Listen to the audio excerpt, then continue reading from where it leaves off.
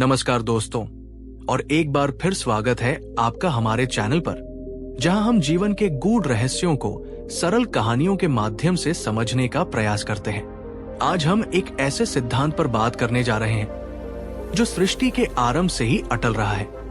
एक ऐसा नियम जो हर जीव, हर कण पर लागू होता है। आपने अपने बड़ों से, धर्म ग्रंथों से या अपने जीवन के अनुभवों से ये बात जरूर सुनी होगी, जैसा करोगे वैसा भरोगे, या जैसी करनी वैसी भरनी। ये केवल एक कहावत नहीं है दोस्तों, ये कर्म का एक शाश्वत अटूट विधान है। लेकिन क्या हम सच में इस पर विश्वास करते हैं, या जब हम दूसरों को गलत करते हुए भी फलते फूलते देखते हैं और खुद को अच्छा करते हुए भी संघर्ष करते पाते हैं, तो हमारा विश्वास डगमगाने लगता है? क्या ये नियम हमेशा हर किसी के लिए हर परिस्थिति में लागू होता है? आज हम आपको एक ऐसी कहानी सुनाने जा रहे हैं जो इस अटल नियम को, कर्म के इस अद्भुत फल को स्वयं तथागत गौतम बुद्ध के माध्यम से उजागर करती है। ये कहानी न सिर्फ एक अहंकारी राजा की आंखें खोल देगी, बल्कि शायद हमारे अपने जीवन को देखने का नजरिया भी बदल देगी। अगर आप भी कर्म के इस चक्र में, इस न्यायपूर्ण विधान में विश्वास रखते हैं या इसे और गहराई से समझना चाहते हैं, तो इस वीडियो को अभी एक लाइक कर दीजिए, ताकि ये ज्ञान की गंगा और लोगों तक भी प्रवाहित हो सके। और मैं आपसे एक सवाल पूछना चाहता हूं, जिसका जवाब आप नीचे कमेंट्स में पूरी ईमानदारी से दीजिएगा। क्या आपने अपने जीवन में कभी ऐसा अनुभव किया है कि आपके किसी अच्छे या बुरे कर्म का फल आपको अप्रत्याशित रूप से और सीधे तौर पर मिला हो? वो क्या अनुभव था? हमारे साथ जरूर साझा करें। तो चलिए उस प्राचीन काल में लौटते हैं, जब एक शक्तिशाली राजा ने कर्म के इस सिद्धांत को चुनौती देने का प्रयास किया और बुद्ध ने उसे अपने ज्ञान के प्रकाश से कैसे राह दिखाई। बहुत समय पहले की बात है। मगध के विशाल और समृद्ध राज्य पर राजा वीरसेन का शासन था। वीरसेन एक प्रतापी, कुशल और महत्वाकांक्षी शासक था। उसका साम्राज्य दूर दूर तक फैला था। उसके खजाने सोने चांदी और रत्नों से भरे थे और उसकी सेना अजेय मानी जाती थी। सब कुछ था उसके पास, शक्ति, समृद्धि और सत्ता। परंतु इन सब के साथ राजा वीरसेन के मन में एक गहरा अहंकार भी पल रहा था। उसे लगता था कि वो जो कुछ भी है अपनी शक्ति और बुद्धि के बल पर है। वो अक्सर अपने दरबारियों और मंत्रियों के बीच डींगे हाँकता। मैं राजा वीरसेन अपने भाग्य का स्वयं विधाता हूं। मेरी इच्छा ही कानून है। मैं जो चाहता हूं वो होकर रहता है। ये कर्म वर्म, भाग्य वाग्य सब कमजोर लोगों के लिए है, मेरे लिए नहीं। एक दिन उसके दरबार में धर्म और नीति पर चर्चा छिड़ी। कुछ विद्वान मंत्री कर्म के सिद्धांत, पुनर्जन्म और भाग्य के रहस्यमय खेल पर अपने विचार रख रहे थे। एक वृद्ध मंत्री ने साहस करके कहा, महाराज, हमारे शास्त्र कहते हैं कि कर्म का फल अवश्य मिलता है। यदि हम अच्छे कर्म करते हैं तो उसका शुभ परिणाम हमें प्राप्त होता है, और यदि हम बुरे कर्म करते हैं तो उसका दंड भी हमें भोगना पड़ता है। ये प्रकृति का नियम है राजन। ये सुनकर राजा वीरसेन जोर से हंस पड़ा। उसका अट्टहास पूरे दरबार में गूंज गया। मंत्री जी, आप भी क्या बच्चों जैसी बातें करते हैं? अगर ऐसा ही होता तो दुनिया में इतने सारे चोर, डाकू और धोखेबाज लोग ऐशो आराम की जिंदगी कैसे जी रहे होते, और कितने ही धर्मात्मा, साधु संत और ईमानदार लोग गरीबी और कष्ट में जीवन क्यों बिताते? मुझे तो ये सब बकवास लगता है। शक्ति ही सत्य है। राजा के इस तर्क के आगे किसी की कुछ कहने की हिम्मत नहीं हुई। वो अपने अहंकार में इतना अंधा हो चुका था कि उसे कोई भी विपरीत विचार सुनना गंवारा नहीं था।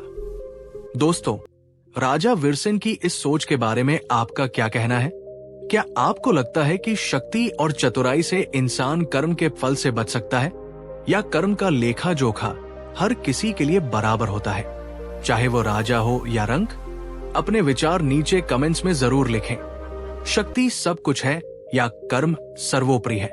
राजा वीरसेन अपनी इसी सोच के साथ अपनी प्रजा पर कठोरता से शासन करता रहा। वो न्याय करता था, पर उसमें दया का अभाव था। वह दान देता था, पर उसमें दिखावा अधिक होता था। वो मंदिर बनवाता था, पर उसका उद्देश्य अपनी कीर्ति फैलाना होता था, न कि सच्ची श्रद्धा। उन्हीं दिनों राजा वीरसेन को समाचार मिला कि तथागत गौतम बुद्ध अपने भिक्षु संघ के साथ भ्रमण करते हुए उसके राज्य की सीमा में पधारे हैं और पास के एक उपवन में डेरा डाले हुए हैं। बुद्ध की ख्याति, उनके ज्ञान और उनकी करुणा की गाथाएं दूर दूर तक फैली हुई थी। लोग उनसे मिलने, उनके उपदेश सुनने और अपनी शंकाओं का समाधान पाने के लिए उमड़ पड़ते थे। राजा वीरसेन ने जब यह सुना तो उसके मन में एक कुटिल विचार आया। उसने सोचा, ये अच्छा मौका है, मैं स्वयं जाकर इस तथाकथित महाज्ञानी से मिलूंगा और उसके कर्म के सिद्धांत को उसी के सामने चुनौती दूंगा। देखता हूं वो मेरे प्रश्नों का क्या उत्तर देता है। अगले ही दिन राजा वीरसेन अपने पूरे लावल्ज कर अपने घमंडी मंत्रियों और सशस्त्र सैनिकों के साथ उस उपवन की ओर चल पड़ा जहां बुद्ध ठहरे हुए थे। जब वो वहां पहुंचा तो उसने देखा कि बुद्ध एक विशाल पीपल के वृक्ष के नीचे पद्मासन में ध्यानस्थ बैठे हैं। उनके मुख पर अलौकिक शांति और तेज विराजमान था। उनके चारों ओर सैकड़ों लोग विभिन्न वर्गों और जातियों के मौन होकर बैठे थे, जैसे किसी दिव्य ऊर्जा के प्रवाह में नहा रहे हों। राजा अपनी पूरी शानो शौकत के साथ बुद्ध के समक्ष उपस्थित हुआ। उसने औपचारिकतावश बुद्ध को प्रणाम तो किया, पर उसके लहजे में विनम्रता कम, अहंकार अधिक था। उसने सीधे मुद्दे पर आते हुए कहा, हे तथागत, मैंने सुना है आप कर्म के बड़े ज्ञाता हैं। आप लोगों को उपदेश देते हैं कि जैसा करोगे वैसा भरोगे। तो मेरा आपसे एक सीधा सा प्रश्न है। मैंने अपने राज्य के लिए अनेक अच्छे कार्य किए हैं, विशाल सड़कें बनवाई, कुएं खुदवाए, भव्य मंदिर निर्मित करवाए, समय समय पर दान भी दिया। फिर भी मेरे मन में कभी सच्ची शांति या संतोष क्यों नहीं आता? मुझे हमेशा और अधिक पाने की लालसा क्यों रहती है? वो एक पल रुका, फिर और भी चुनौतीपूर्ण स्वर में बोला, और वही दूसरी ओर मैं ऐसे अनेक लोगों को जानता हूं जो दूसरों को धोखा देते हैं, झूठ बोलते हैं, प्रजा का शोषण करते हैं, फिर भी वे सुखी और संपन्न जीवन व्यतीत कर रहे हैं। उनके पास मुझसे भी अधिक ऐश्वर्य है। बताइए भगवान, आपके कर्म का सिद्धांत यहाँ कहाँ लागू होता है? क्या ये सब केवल मन को बहलाने की बातें नहीं है? राजा के इन कटु और अहंकारी वचनों को सुनकर सभा में उपस्थित लोगों में कानाफूसी होने लगी। सबको राजा के इस व्यवहार पर क्रोध भी आ रहा था, पर बुद्ध की उपस्थिति में सब शांत थे। बुद्ध ने धीरे से अपनी आंखें खोली। उनकी दृष्टि में न कोई क्रोध था, न कोई घबराहट। उन्होंने अत्यंत शांत और करुणामय दृष्टि से राजा वीरसेन की ओर देखा, जैसे वे उसके बाहरी अहंकार के पीछे छिपे उसके आंतरिक भय और अज्ञान को देख पा रहे हों। कुछ क्षणों के मौन के पश्चात बुद्ध के होठों पर एक हल्की सी रहस्यमयी मुस्कान उभरी। उन्होंने अत्यंत मधुर और स्थिर स्वर में कहा, राजन, तुम्हारे प्रश्न तीक्ष्ण हैं और वे केवल तुम्हारे नहीं, अनेकों के मन में उठते हैं। तुम्हारा संदेह स्वाभाविक है, क्योंकि तुम कर्म के स्थूल रूप को देख रहे हो, उसके सूक्ष्म विधान को नहीं। बैठो राजन, आज मैं तुम्हें एक कहानी सुनाता हूं। शायद इस कहानी में तुम्हें अपने प्रश्नों के, अपने भ्रमों के उत्तर मिल जाए। राजा वीरसेन बुद्ध के शांत आत्मविश्वास से थोड़ा अचंभित, पर फिर भी अपनी जिज्ञासा को दबा न सका। वो बुद्ध के निर्देशानुसार उनके समक्ष बैठ गया। सभा में उपस्थित सभी लोग भी अत्यंत उत्सुकता से बुद्ध की कहानी सुनने को तैयार हो गए। बुद्ध ने कहना प्रारंभ किया, राजन, बहुत समय पहले इसी मगध भूमि के एक साधारण से गांव में 3 भाई रहते थे। उनके नाम थे सत्यव्रत, कपटराज और विवेकसेन। वे तीनों एक ही माता पिता की संतान थे, एक ही परिवेश में पले बढ़े, पर उनके स्वभाव और कर्म एक दूसरे से बिल्कुल भिन्न थे। सबसे बड़ा भाई सत्यव्रत, जैसा कि नाम से ही विदित है, सत्य और धर्म के मार्ग पर चलने वाला था। वो अत्यंत ईमानदार, परिश्रमी और दयालु था। वो कभी झूठ नहीं बोलता था, किसी के साथ छलकपट नहीं करता था और अपनी थोड़ी सी कमाई में भी दूसरों की मदद करने को तत्पर रहता था। परंतु राजन, उसकी ईमानदारी और सरलता के कारण उसे अक्सर दुनियादारी में नुकसान उठाना पड़ता था। वो गरीब था, उसके पास जीवन यापन के लिए भी पर्याप्त साधन नहीं थे। मझला भाई कपटराज अपने नाम के ही अनुरूप था। वो अत्यंत चतुर, वाचाल और धूर्त था। उसे झूठ बोलने, लोगों को अपनी बातों में फंसाने और दूसरों के हक को मारकर अपना स्वार्थ साधने में महारत हासिल थी। वो शीघ्र ही बहुत धनवान बन गया। उसके पास बड़े बड़े मकान थे, नौकर चाकर थे और समाज में उसका बड़ा रसूख था। लोग उससे डरते भी थे और उसकी चापलूसी भी करते थे। और सबसे छोटा भाई विवेकसेन इन दोनों के बीच का था। वो न तो सत्यव्रत की तरह अत्यधिक भोला था और न ही कपटराज की तरह पूरी तरह धूर्त। वो समझदार था, संयमी था और हर कार्य को सोच समझ कर करता था। वो प्रयास करता था कि धर्म के मार्ग पर चले, पर कभी कभी दुनिया की रीत निभाने के लिए उसे छोटे मोटे समझौते भी करने पड़ते थे। उसका जीवन न तो बहुत अभावग्रस्त था और न ही अत्यधिक वैभवशाली। वो एक संतुलित, सामान्य जीवन व्यतीत कर रहा था। गांव के लोग अक्सर इन तीनों भाइयों की तुलना करते थे। कुछ कहते, देखो सत्यव्रत बेचारा कितना कष्ट उठा रहा है, ईमानदारी का जमाना ही नहीं रहा।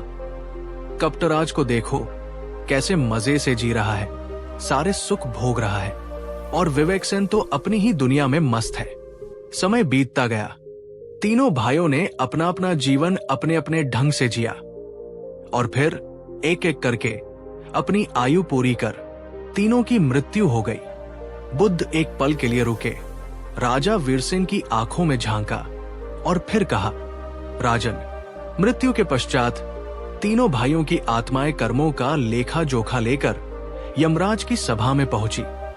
वहां उनके जीवन भर के कर्मों का चिट्ठा खोला गया। हर छोटा बड़ा विचार, हर वाणी, हर क्रिया। चित्रगुप्त ने जब तीनों का हिसाब प्रस्तुत किया तो यमराज ने अपना निर्णय सुनाया। सत्यव्रत, तुमने जीवन भर सत्य और धर्म का पालन किया, अनेक कष्ट सहे पर मार्ग नहीं छोड़ा। तुम्हारा हृदय शुद्ध है, तुम्हारे लिए स्वर्ग के द्वार खुले हैं। जाओ और अपने सत्कर्मों का सुख भोगो। सत्यव्रत को अपार आनंद और शांति की अनुभूति हुई। कपटराज, तुमने जीवन भर छलकपट किया, दूसरों को दुख दिया और अधर्म से धन संचय किया। तुमने क्षणिक सुख तो भोगे पर अनेकों को पीड़ा पहुंचाई। तुम्हारे लिए नरक के कठोर दंड विधान किए गए हैं। जाओ और अपने दुष्कर्मों का फल भुगतो। कपटराज भय से कांपने लगा। उसके सारे ऐश्वर्य वही धरे रह गए। विवेकसेन, तुमने जीवन में संतुलन बनाने का प्रयास किया। तुमने कुछ पुण्य भी किए और कुछ अज्ञानतावश या विवशतावश त्रुटियां भी। तुम्हारा हिसाब अभी पूरा नहीं हुआ है। तुम्हें अपने कर्मों को और शुद्ध करने और आत्मज्ञान प्राप्त करने के लिए पुनः मानव योनि में जन्म लेना होगा ताकि तुम पूर्णता की ओर अग्रसर हो सको।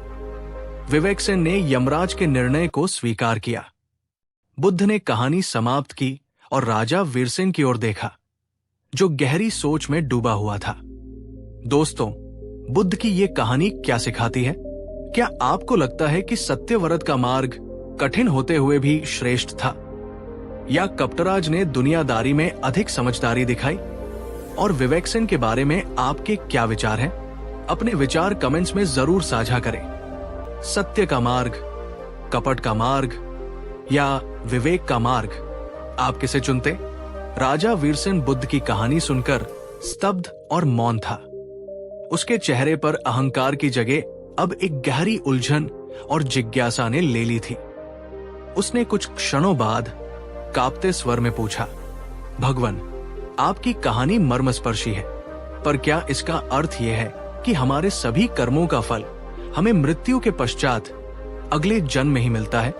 यदि ऐसा है तो इस जीवन में अच्छे कर्म करने का क्या तात्कालिक प्रोत्साहन है और बुरे कर्म करने वाले इस जीवन में क्यों दंडित नहीं होते? बुद्ध राजा के मन की गहराई को समझ रहे थे। उन्होंने स्नेहपूर्वक उत्तर दिया, नहीं राजन, ऐसा नहीं है कि सभी कर्मों का फल केवल मृत्यु के पश्चात ही मिलता है। कर्म का विधान अत्यंत सूक्ष्म और बहुआयामी है। इसे समझने के लिए तुम्हें धैर्य और खुली दृष्टि की आवश्यकता है। राजन, कर्म 3 प्रकार से फल देते हैं। कुछ कर्म ऐसे होते हैं जिनका फल तुरंत इसी क्षण मिल जाता है। जैसे तुम जलते हुए अंगारे को हाथ में पकड़ोगे तो तुम्हारा हाथ तुरंत जल जाएगा। इसमें किसी प्रतीक्षा की आवश्यकता नहीं।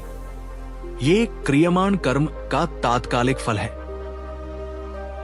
कुछ कर्म ऐसे होते हैं जिनका फल कुछ समय बाद इसी जीवन में मिलता है।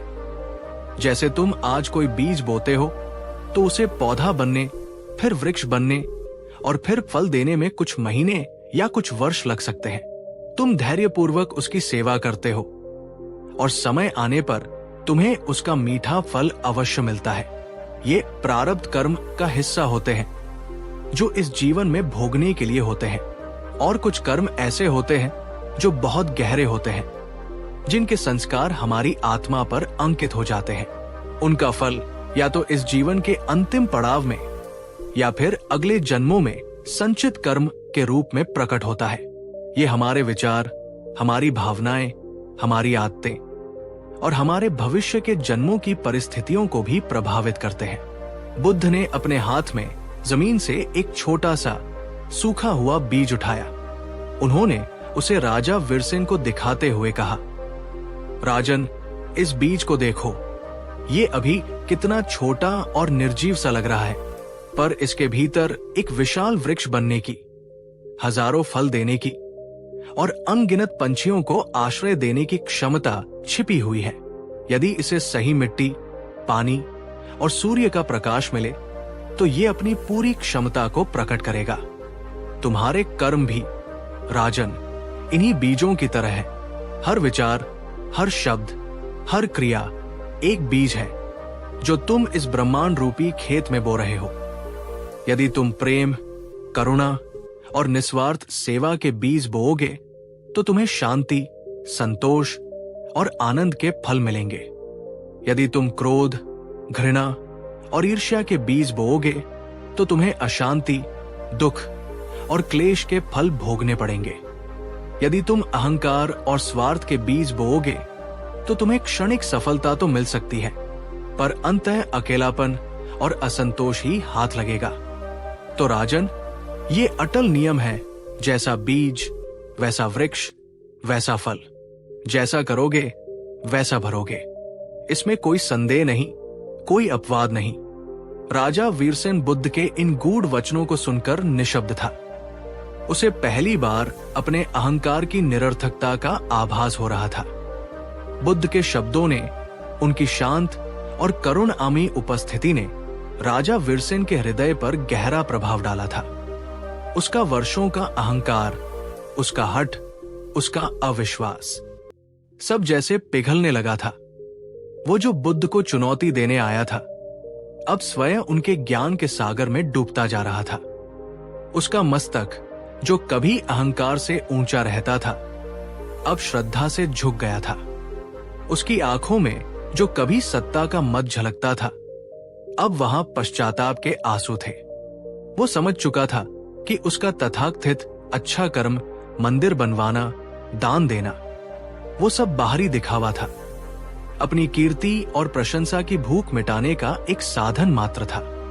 उन कर्मों के पीछे शुद्ध भाव, सच्ची करुणा और निस्वार्थता का अभाव था। इसीलिए उसे कभी आंतरिक शांति और संतोष की प्राप्ति नहीं हुई। और वे लोग जो उसे बुरे कर्म करके भी सुखी दिखते थे, शायद वे अपने किसी पिछले पुण्य का फल भोग रहे थे, या उनका क्षणिक सुख उस कड़वे फल की ऊपरी मिठास मात्र था, जिसका असली स्वाद उन्हें भविष्य में चखना ही था। बुद्ध ने राजा के मौन को, उसके बदलते भावों को देखा उन्होंने अपनी बात को समाप्त करते हुए कहा, राजन, सच्चा संतोष और सच्ची शांति बाहरी वस्तुओं या दूसरों की प्रशंसा से नहीं मिलती। वो हमारे भीतर से, हमारे शुद्ध कर्मों से और हमारे निस्वार्थ भाव से उत्पन्न होती है। जब तुम्हारा कर्म केवल कर्तव्य भावना से, प्रेम से और सभी प्राणियों के कल्याण की कामना से प्रेरित होगा, न कि किसी फल की अपेक्षा से, तब तुम्हें किसी बाहरी पुरस्कार की आवश्यकता ही नहीं रहेगी। वो कर्म स्वयं ही तुम्हारा पुरस्कार बन जाएगा। वो तुम्हें ऐसी शांति देगा जो किसी भी साम्राज्य के ऐश्वर्य से कहीं अधिक मूल्यवान है। दोस्तों, क्या आपके जीवन में कभी ऐसा क्षण आया है जब आपने कोई नेक काम बिना किसी को बताए, बिना किसी प्रशंसा की उम्मीद के किया हो, और उसके बाद आपके दिल को एक असीम शांति और सुकून मिला हो? यदि हाँ, तो नीचे कमेंट में बस इतना लिखिए, मैंने अनुभव किया है, क्योंकि वो अनुभव ही कर्म के सच्चे फल का प्रमाण है। राजा वीरसेन ने बुद्ध के चरणों में सिर रखकर कहा, भगवान, आपने मेरी आंखें खोल दी। मेरा सारा अहंकार, मेरा सारा भ्रम आज नष्ट हो गया। मैं अज्ञानी था जो कर्म के इस महान सत्य को समझ नहीं पा रहा था। कृपा करके मेरा मार्गदर्शन करें, मुझे सही मार्ग दिखाएं। उस दिन के बाद राजा वीरसेन पूरी तरह बदल गया। बुद्ध के उपदेशों ने उसके जीवन को एक नई दिशा दे दी थी। वो अब केवल नाम का राजा नहीं रहा, बल्कि अपनी प्रजा का सच्चा सेवक बन गया। उसने अपने शासन की नीतियों में बदलाव किया। अब न्याय में दया का समावेश था, कर संग्रह में सहानुभूति थी। उसने दिखावटी दान पुण्य बंद कर दिए। इसके बजाय उसने गुप्त रूप से उन लोगों की सहायता करना शुरू किया जिन्हें वास्तव में आवश्यकता थी। अनाथ बच्चों की शिक्षा का प्रबंध किया, विधवाओं और असहायों के लिए आश्रम बनवाए, गरीब किसानों के ऋण माफ किए।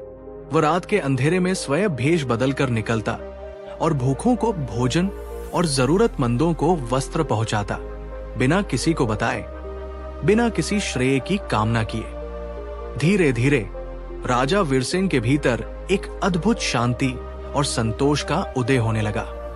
वो खालीपन, वो अशांति जो उसे पहले हमेशा घेरे रहती थी, अब समाप्त हो चुकी थी। उसका चेहरा अब सत्ता के अहंकार से नहीं, बल्कि करुणा और विनम्रता की आभा से दमकता था। प्रजा अपने राजा में आए इस परिवर्तन को देखकर हैरान भी थी और प्रसन्न भी। वे अब उससे डरते नहीं थे, बल्कि उसका हृदय से सम्मान करते थे, उससे प्रेम करते थे। लोगों ने उसे राजऋषि वीरसेन कहना शुरू कर दिया। एक ऐसा राजा जो सांसारिक वैभव में रहते हुए भी एक ऋषि की तरह विरक्त और ज्ञानी हो गया था। राजा वीरसेन ने यह सिद्ध कर दिया कि कर्म का सच्चा फल बाहरी परिस्थितियों में नहीं, बल्कि हमारे आंतरिक रूपांतरण में निहित है।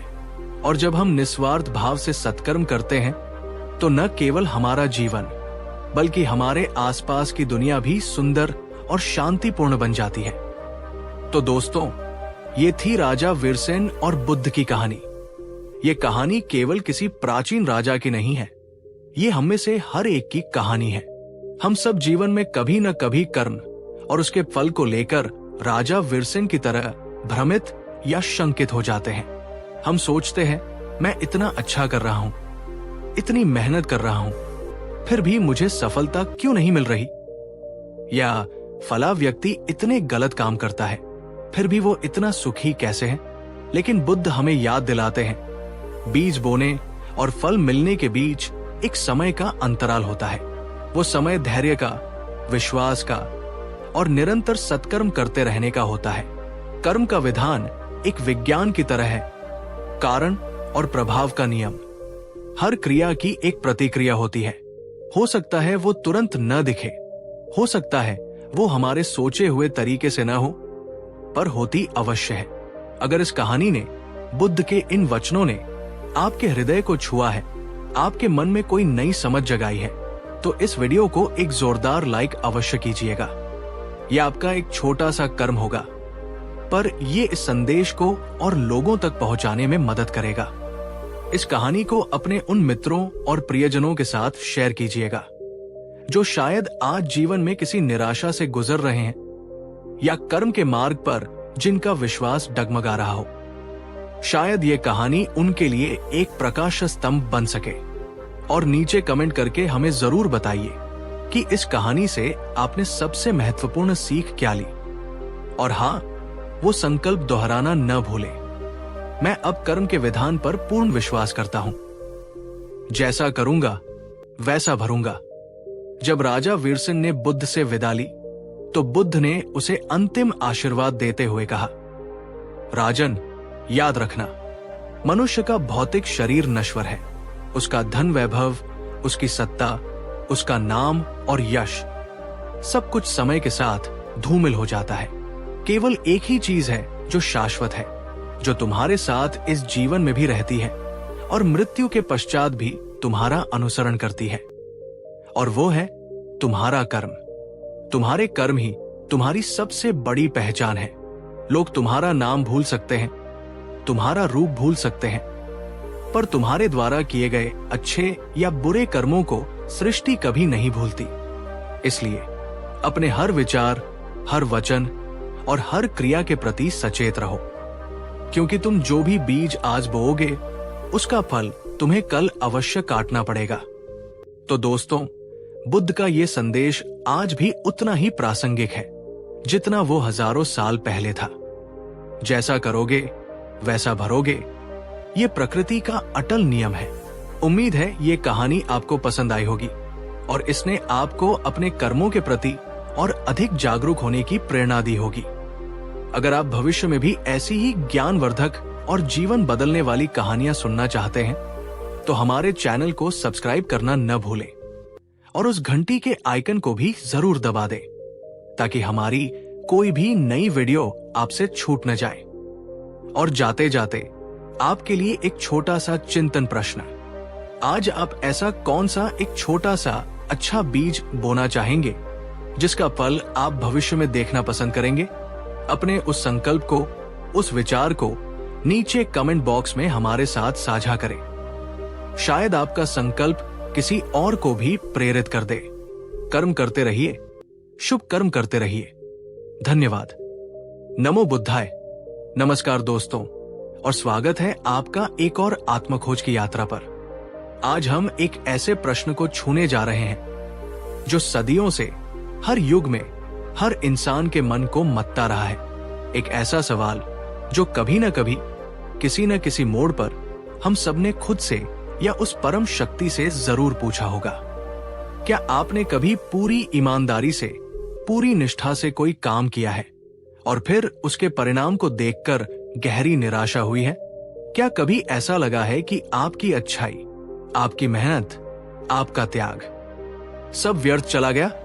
और वही दूसरी ओर कुछ ऐसे लोग भी दिखते हैं जो शायद उतने नैतिक नहीं, उतने परिश्रमी नहीं, फिर भी जीवन के हर सुख का भोग करते नजर आते हैं। तब मन में एक टीस उठती है, एक उलझन पैदा होती है। क्या वाकई हमारे कर्मों का कोई हिसाब होता है? क्या सच में जैसा हम बोते हैं वैसा ही काटते हैं, या ये सब सिर्फ कहने की बातें हैं, मन को बहलाने के तरीके? आज हम आपको एक ऐसी कहानी सुनाने जा रहे हैं जो इन्हीं सवालों के इर्द गिर्द घूमती है। ये कहानी है एक साधारण किसान की जिसके मन में यही द्वंद्व था, और उसने ये सवाल किसी और से नहीं बल्कि स्वयं तथागत गौतम बुद्ध से पूछा था, भगवान, क्या कर्म सच में पल देता है? और बुद्ध ने जो उत्तर दिया, उसने न सिर्फ उस किसान की आंखें खोली, बल्कि वो जवाब आज भी, हजारों साल बाद भी हमारे जीवन को एक नई दिशा दे सकता है, हमारे दृष्टिकोण को बदल सकता है। इस कहानी को, इस संवाद को बहुत ध्यान से अपने दिल से सुनिएगा, क्योंकि हो सकता है आपके भी कई अनसुलझे सवालों के जवाब इसमें छिपे हों। और अगर आप भी कर्म और उसके फल के इस रहस्य को समझने में रुचि रखते हैं तो इस वीडियो को अभी एक लाइक कर दीजिए ताकि ये ज्ञान और लोगों तक भी पहुंच सके। चलिए अब उस युग में चलते हैं जब बुद्ध की अमृतवाणी धरती को पवित्र कर रही थी। बहुत समय पहले की बात है, जब मगध का साम्राज्य अपनी समृद्धि के लिए जाना जाता था। उसी राज्य के एक छोटे से अनजाने से गांव में हरिदास नाम का एक किसान रहता था। हरिदास कोई राजाम महाराजा नहीं था, न कोई ज्ञानी पंडित। वह एक सीधा सादा मिट्टी से जुड़ा हुआ इंसान था। उसका जीवन सूर्य की पहली किरण के साथ शुरू होता और तारों की छाव में समाप्त होता। भोर के धुंधलके में जब गांव के अधिकतर लोग सो रहे होते, हरिदास अपने बैलों को लेकर खेतों की ओर निकल पड़ता। उसकी रूखी सूखी हथेलियां हल्की मूठ को कसकर पकड़ती और पसीने की बूंदें मां धरती में समाकर जैसे उसे सींचती। वो बीज बोता, पौधों की देखभाल करता, खरपतवार हटाता, जानवरों से फसल की रक्षा करता। उसने कभी किसी के साथ छल नहीं किया, कभी किसी का हक नहीं मारा। उसकी पत्नी भी उतनी ही धर्मपरायण और मेहनती थी। दोनों मिलकर अपने छोटे से परिवार का पेट पालने के लिए दिन रात जुटे रहते। लेकिन हरिदास के जीवन में एक अजीब सी विडंबना थी। इतनी कड़ी मेहनत, इतनी ईमानदारी के बावजूद उसके हिस्से में हमेशा कमी ही आती। कभी सूखा पड़ जाता तो कभी असमय बारिश फसल तबाह कर देती। कभी कोई बीमारी मवेशियों को लील जाती तो कभी साहूकार का कर्ज उसे और उसकी पत्नी को भूखे पेट सोने पर मजबूर कर देता। उसे सबसे ज्यादा तकलीफ तब होती जब वो अपने आस पड़ोस के कुछ ऐसे लोगों को देखता जो शायद उतने ईमानदार नहीं थे, जो दूसरों को ठगने से भी नहीं हिचकते थे, जो आलस्य में दिन गुजारते थे, फिर भी उनके घर धन धान्य से भरे रहते, उनके बच्चे अच्छे कपड़े पहनते, उनके चेहरों पर एक अजीब सी निश्चिंतता होती। दोस्तों, क्या आपने भी कभी अपने जीवन में ऐसा अनुभव किया है जब आपको लगता है कि आप सब कुछ सही कर रहे हैं, पूरी मेहनत कर रहे हैं, लेकिन परिणाम आपकी अपेक्षाओं के अनुरूप नहीं मिल रहा? या जब आप देखते हैं कि जो लोग गलत रास्ते पर हैं, वे आपसे ज्यादा सुखी दिख रहे हैं? नीचे कमेंट में हाँ या नहीं लिखकर अपने विचार जरूर साझा करें। हम सब एक दूसरे के अनुभवों से सीखते हैं। एक दिन जब सूरज आग उगल रहा था और हरिदास अपने सूखे दरार पड़े खेतों को उदासी से निहार रहा था, उसके सब्र का बांध टूट गया। वो वही खेत की मेड़ पर बैठ गया, अपनी फटी हुई धोती से पसीना पोंछा और आसमान की ओर देखकर निराशा भरे स्वर में बुदबुदाया, हे विधाता, हे ईश्वर, क्या मेरी प्रार्थनाएं तुम तक नहीं पहुंचती? क्या मेरे अच्छे कर्म, मेरी ये हाड़तोड़ मेहनत कभी कोई फल देगी भी या नहीं? या ये सब ढकोसला है? क्या धर्म, नीति, सदाचार का कोई मूल्य नहीं इस दुनिया में? उसकी आंखों में आंसू थे और दिल में एक गहरा अवसाद। उसे लगने लगा था कि शायद ईश्वर ने उसे भुला दिया है, या शायद अच्छे कर्मों का फल मिलना महज एक कल्पना है। हरिदास अपनी निराशा और सवालों के बोझ तले दबा हुआ कई दिनों तक गुमसुम सा रहा। उसका काम में मन नहीं लगता था। उसे हर चीज निरर्थक लगने लगी थी। तभी एक दिन गांव के चौपाल पर कुछ हलचल हुई। बाहर से आए कुछ व्यापारियों से गांव वालों को खबर मिली कि तथागत गौतम बुद्ध अपने भिक्षु संघ के साथ पास के ही एक नगर में पधारे हैं और वहां वे आम लोगों को धर्म का उपदेश दे रहे हैं। लोगों में कानाफूसी होने लगी। एक ने कहा, सुना है बुद्ध त्रिकालदर्शी है, वे हर किसी के मन की बात जान लेते हैं। दूसरे ने जोड़ा, कहते हैं उनके दर्शन मात्र से जीवन सफल हो जाता है। उनकी वाणी में ऐसा जादू है कि पत्थर भी पिघल जाए। कोई और बोला, अगर दुनिया में कोई है जो जीवन के गूढ़ रहस्यों को समझा सकता है, दुखों का निवारण कर सकता है, तो वो केवल भगवान बुद्ध ही है। ये बातें हरिदास के कानों में भी पड़ी। पहले तो उसने अनसुना करने की कोशिश की। उसे लगा ये सब भी वैसी ही बातें हैं जैसी वो बचपन से सुनता आया है। लेकिन फिर उसके मन के किसी कोने में एक छोटी सी आशा की किरण जागी। एक क्षीण सी आवाज ने कहा, क्या पता यही वो जगह हो जहां तुम्हें अपने सवालों का जवाब मिल जाए। खोने को तो अब ही क्या। उस रात हरिदास को नींद नहीं आई। वो करवटें बदलता रहा। उसके मन में बुद्ध के बारे में सुनी बातें घूम रही थी। उसने अपनी पत्नी राधा से अपने मन की बात कही राधे, सुना है पास के नगर में महात्मा बुद्ध आए हैं। लोग कहते हैं वे बहुत ज्ञानी हैं, सबके दुखों का कारण और निवारण जानते हैं। मेरा मन कर रहा है कि मैं एक बार उनसे जाकर मिलूं। मैं उनसे पूछना चाहता हूं, मैं जानना चाहता हूं कि क्या मेरे कर्मों का, मेरी इस जिंदगी का कोई अर्थ भी है या नहीं। राधा एक समझदार और पतिव्रता स्त्री थी। उसने अपने पति की आंखों में छटपटाहट और उम्मीद की मिलीजुली चमक देखी। उसने हरिदास का हाथ थामते हुए कहा, स्वामी, आपका मन यदि कहता है तो आप अवश्य जाइए। मन में कोई संशय लेकर जीना भी तो एक बोझ ही है। यदि उन महात्मा के पास आपके प्रश्नों का उत्तर हो तो इससे अच्छी बात और क्या होगी। लौटकर मुझे भी बताइएगा कि उन्होंने क्या कहा। पत्नी की सहमति और अपने मन की प्रबल इच्छा से हरिदास ने अगले ही दिन बुद्ध से मिलने के लिए प्रस्थान करने का निश्चय कर लिया। उसके पास न तो कोई सवारी थी, न रास्ते के लिए कोई खास भोजन, बस तन पर फटे पुराने कपड़े, पैरों में टूटी हुई चप्पलें और दिल में एक अनसुलझा सवाल और एक धुंधली सी उम्मीद। हरिदास ने कई दिनों तक पैदल यात्रा की। तपती धूप, धूल भरी सड़कें, रात का अंधेरा और जंगली जानवरों का डर, सब कुछ सहते हुए वो अंततः उस नगर में पहुंचा जहां बुद्ध का शिविर लगा हुआ था। उसने देखा एक विशाल आम के वृक्ष के नीचे एक शांत और दिव्य आभा से मंडित तथागत बुद्ध विराजमान थे। उनके चारों ओर हजारों की संख्या में लोग बैठे थे। राजा, रंक, ज्ञानी, अज्ञानी, स्त्री, पुरुष, सभी उनकी अमृतवाणी सुनने को आतुर थे। हरिदास उस भीड़ में एक कोने में सहमा हुआ सा खड़ा हो गया। उसे अपनी दीनहीन अवस्था पर संकोच भी हो रहा था।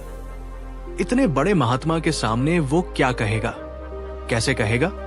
कई लोग अपनी अपनी जिज्ञासाएं, अपनी अपनी समस्याएं बुद्ध के समक्ष रख रहे थे और बुद्ध अत्यंत धैर्य और करुणा के साथ उनके उत्तर दे रहे थे। हरिदास की बारी आने में कई घंटे लग गए। शाम ढलने को थी। जब उसका नाम पुकारा गया तो उसके पैर कांप रहे थे। वो धीरे धीरे आगे बढ़ा और बुद्ध के चरणों के समीप जमीन पर बैठ गया। उसके चेहरे पर यात्रा की थकान, धूप की कालिमा, शरीर पर धूल की परत और आंखों में वर्षों से दबा हुआ दर्द और एक याचक का भाव स्पष्ट झलक रहा था। उसने अपने कांपते हुए हाथों को जोड़ा, गला रुंधा हुआ था। फिर भी उसने हिम्मत करके धीमी पर स्पष्ट आवाज में पूछा, भगवन, तथागत, मैं हरिदास एक बहुत ही साधारण किसान हूं। मैंने जीवन भर अपनी पूरी क्षमता और ईमानदारी से खेतों में काम किया है। मैंने कभी किसी के साथ अन्याय नहीं किया, कभी किसी को धोखा नहीं दिया, कभी किसी की वस्तु पर बुरी नजर नहीं डाली। फिर भी भगवन, मेरी झोली हमेशा खाली क्यों रहती है? मेरे परिवार को 2 समय का भोजन भी कठिनाई से मिलता है, जबकि मैं ऐसे लोगों को देखता हूं जो अधर्म के मार्ग पर चलकर भी सुखी है। भगवन, कृपा करके मेरा मार्गदर्शन करें। क्या कर्म सच में फल देता है या ये सब व्यर्थ है? हरिदास का प्रश्न जैसे ही समाप्त हुआ, पूरे परिसर में एक गहरा सन्नाटा छा गया। हर कोई स्तब्ध था। यह प्रश्न सिर्फ हरिदास का नहीं था, ये वहां बैठे लगभग हर व्यक्ति के मन का प्रश्न था, जिसे हरिदास ने वाणी दे दी थी। सबकी नजरें बुद्ध पर टिक गई, ये जानने के लिए कि वे इस शाश्वत दुविधा का क्या समाधान प्रस्तुत करते हैं। कल्पना कीजिए, अगर आपको स्वयं गौतम बुद्ध से केवल एक प्रश्न पूछने का अवसर मिले तो वो कौन सा प्रश्न होगा जो आप उनसे पूछना चाहेंगे? वो कौन सी उलझन है जिसका समाधान आप उनसे जानना चाहेंगे? अपने उस प्रश्न को नीचे कमेंट बॉक्स में जरूर लिखें। बुद्ध ने अपनी करुणामयी दृष्टि हरिदास पर डाली। उनकी आंखों में न कोई आश्चर्य था, न कोई निर्णय, केवल असीम शांति और समझ थी, जैसे वे हरिदास की आत्मा की गहराइयों तक देख पा रहे हों। कुछ क्षण मौन रहने के बाद बुद्ध के होठों पर एक हल्की रहस्यमयी मुस्कान उभरी। उन्होंने अत्यंत मधुर और शांत स्वर में कहा, हरिदास पुत्र, तुम्हारे मन की व्यथा मैं समझता हूं। तुम्हारे प्रश्न में लाखों लोगों की पीड़ा छिपी है। उठो और मेरे समीप बैठो।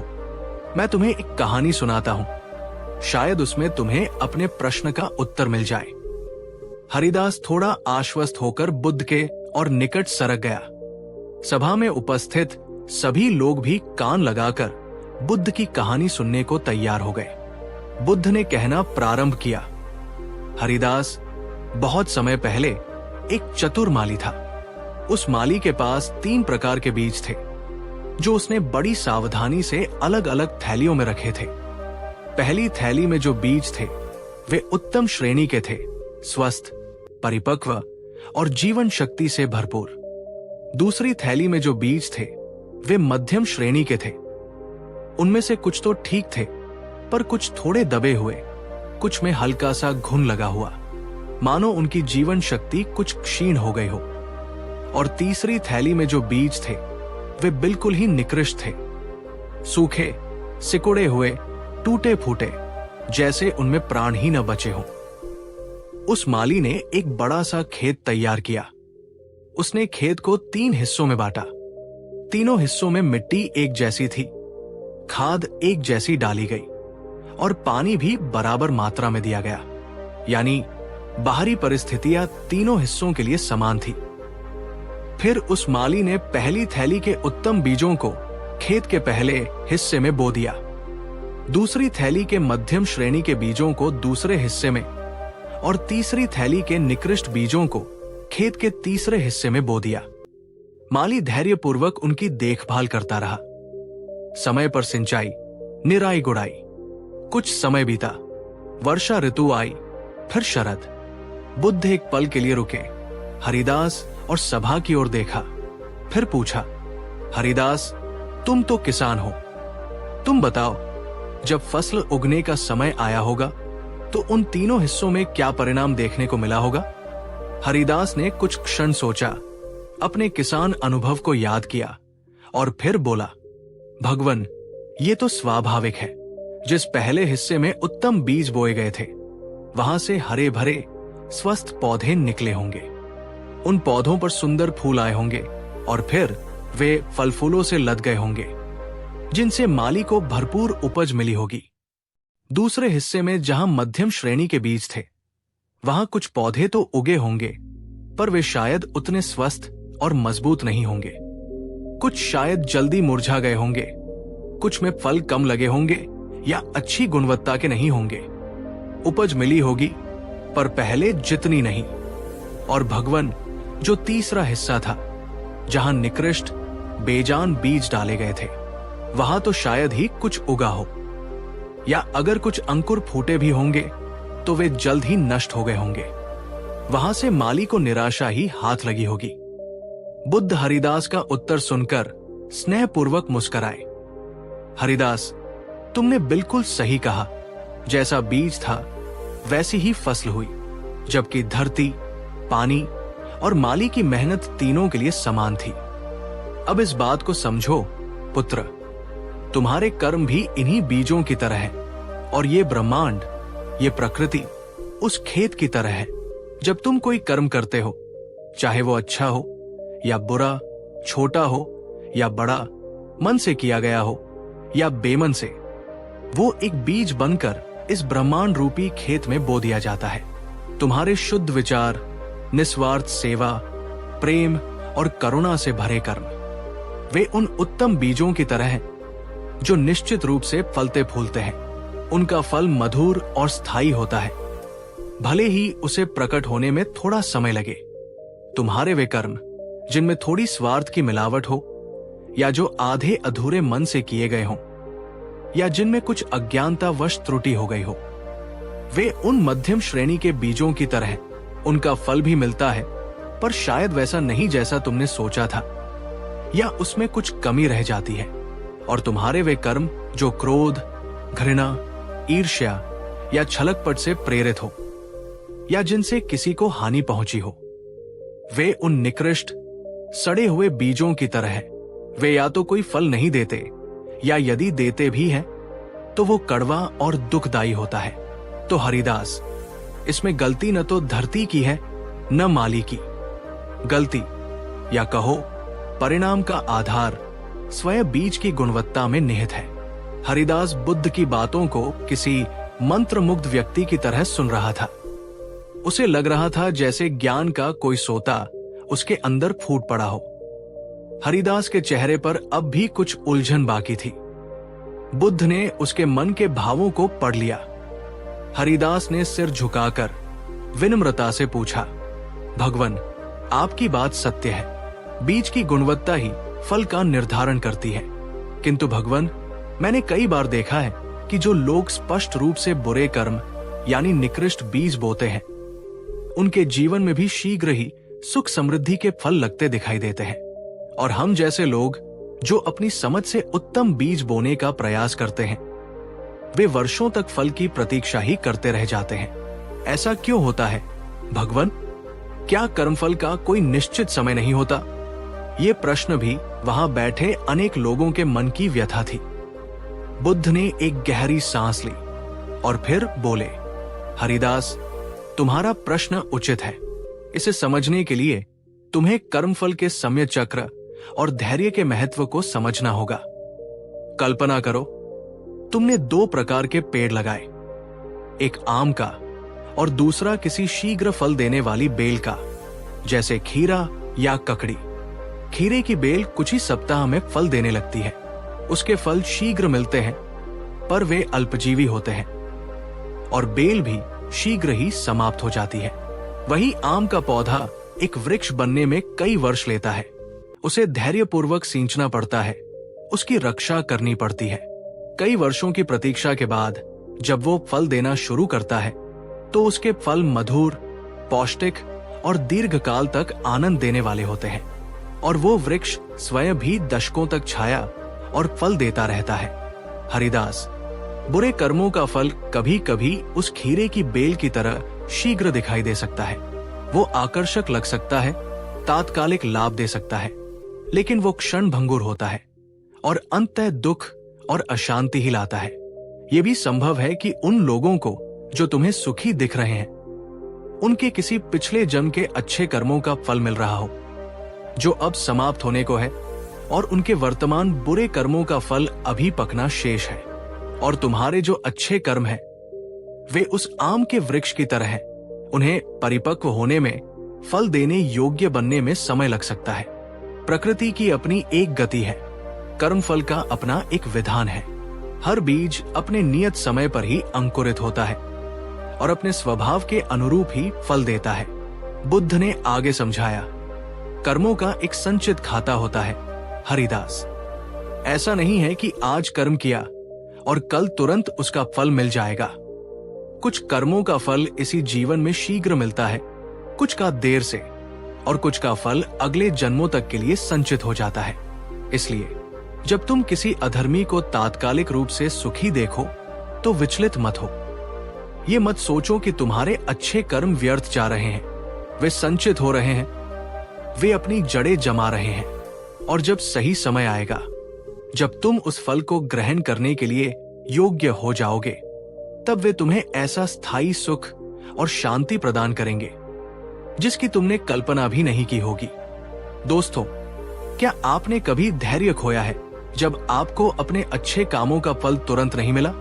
क्या बुद्ध की ये आम के पेड़ वाली बात आपको कोई नई सीख देती है? अपने विचार कमेंट्स में साझा करें। क्या आप मानते हैं कि अच्छे कर्मों का फल देर से ही सही, पर मिलता जरूर है? हरिदास को अब धीरे धीरे कर्म की गहन पहेली समझ आने लगी थी। उसके मन का बोझ हल्का हो रहा था। हरिदास की आंखों में अब आंसू नहीं थे, बल्कि एक नई चमक थी, ज्ञान की चमक, समझ की चमक। बुद्ध की वाणी ने उसके हृदय के अंधकार को दूर कर दिया था। उसे अपने सारे प्रश्नों के उत्तर मिलते जा रहे थे। फिर भी उसने एक अंतिम जिज्ञासा प्रकट की, हे तथागत, तो क्या हमें केवल अच्छे कर्म करते रहना चाहिए फल की प्रतीक्षा में? यदि फल मिलने में इतना विलंब है या वो अगले जन्म में मिलना है, तो इस जीवन में उस कर्म को करने का उत्साह कैसे बना रहेगा? बुद्ध हरिदास के इस व्यावहारिक प्रश्न पर और भी कोमलता से मुस्कुराए। उन्होंने कहा, पुत्र हरिदास, यही कर्म के सबसे बड़े रहस्य को समझने की आवश्यकता है, और वो है कर्म करने का दृष्टिकोण। कर्म करो हरिदास, लेकिन फल की आसक्ति से मुक्त होकर कर्म करो। इसे निष्काम कर्म कहते हैं। जब तुम फल की अत्यधिक चिंता करते हो तो तुम्हारा ध्यान कर्म की गुणवत्ता से हटकर फल की प्राप्ति पर केंद्रित हो जाता है। यदि फल तुम्हारी अपेक्षा के अनुरूप नहीं मिलता या मिलने में देर होती है तो तुम निराश होते हो, तुम्हारा उत्साह भंग होता है। लेकिन जब तुम अपना कर्तव्य समझकर पूरी श्रद्धा और प्रेम से बिना किसी तात्कालिक लाभ की अपेक्षा के कर्म करते हो तो वो कर्म स्वयं में एक आनंद बन जाता है। वो कर्म तुम्हें शुद्ध करता है, तुम्हें बेहतर इंसान बनाता है। जैसे एक माँ अपने बच्चे की सेवा करती है, क्या वो हर सेवा के बदले तुरंत कुछ पाने की अपेक्षा करती है? नहीं, उसका प्रेम, उसकी ममता ही उसे कर्म करने की प्रेरणा देती है। उसका कर्म ही उसका आनंद है। हरिदास, जब तुम इस भाव से कर्म करोगे कि मेरा काम है सही बीज बोना, उसे प्रेम से सींचना, उसकी देखभाल करना, फल कब मिलेगा, कैसा मिलेगा, ये प्रकृति और समय पर छोड़ देना है, तब तुम्हें कभी निराशा नहीं होगी। तब हर कर्म तुम्हें बोझ नहीं बल्कि एक अवसर लगेगा अपनी आत्मा को उन्नत करने का। और ये भी जान लो कि प्रकृति का नियम अटल है। जैसा बीज वैसा वृक्ष और वैसा ही फल, ये होकर ही रहेगा। वो समय आने पर, तुम्हारे योग्य होने पर तुम्हें अवश्य मिलेगा। प्रकृति कभी किसी का ऋण नहीं रखती। बुद्ध के ये शब्द हरिदास के हृदय में गहरे उतर गए। उसे लगा जैसे उसके कंधों से वर्षों का भारी बोझ उतर गया हो। उसे कर्म का सही मर्म समझ आ गया था। उसने बुद्ध के चरणों में अपना सिर रख दिया और कृतज्ञता भरे स्वर में कहा, भगवान, आपने मेरी आंखें खोल दी। आपने मुझे जीवन का सबसे बड़ा सत्य समझा दिया। आज से मैं केवल अपने कर्म पर ध्यान दूंगा, उसे पूरी निष्ठा और प्रेम से करूंगा, फल की चिंता किए बिना। मैं समझ गया प्रभु कि सच्चा सुख फल में नहीं बल्कि सही कर्म करने में ही निहित है। हरिदास बुद्ध से विदा लेकर अपने गांव लौट आया, लेकिन ये वो पहले वाला निराश और कुंठित हरिदास नहीं था। ये एक बदला हुआ हरिदास था, शांत, संतुष्ट और एक नई ऊर्जा से भरपूर। उसने पहले की ही तरह बल्कि उससे भी अधिक समर्पण और प्रेम से अपने खेतों में काम करना शुरू किया। अब वो मौसम की प्रतिकूलता से विचलित नहीं होता था, नहीं दूसरों की समृद्धि देखकर ईर्ष्या करता था। उसका ध्यान केवल अपने कर्म पर था। अच्छे बीज बोना, उन्हें प्रेम से सींचना और बाकी सब प्रकृति पर छोड़ देना।